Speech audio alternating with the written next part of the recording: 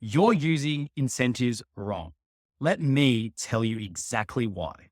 Traditional incentives, well, they work forward. Say a salesperson hitting a target and getting money, or a child doing homework and they get play.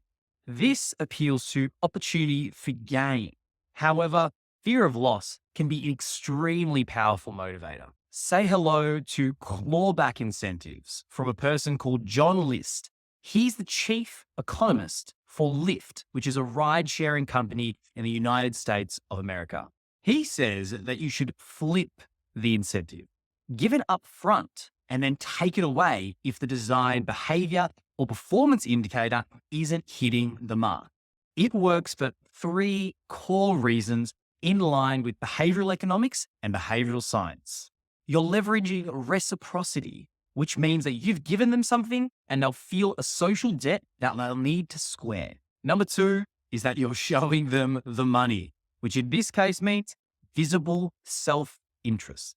And finally, number three, loss aversion. We are so much more sensitive to loss than we are to the opportunity for gain. Let me give you an example based on speaking to thousands of students in the field of education. Let's take studying as our example.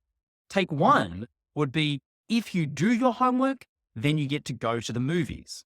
A more effective frame is to tell the child, if you study for 1 hour, Monday through Thursday, you get to keep going to the movie. I have two big warnings with this example though. Number one, keep the incentive experiential, not transactional. Don't give them things, give them experiences. And number two is make the incentive based on the behavior, not just the outcome. We want to create a cause and effect relationship between the quality and quantity of what you do and what you achieve, not just what you achieve. Charlie Munger once said, show me the incentive and I'll show you the outcome. Sorry, Charlie, but I'm going to rephrase it.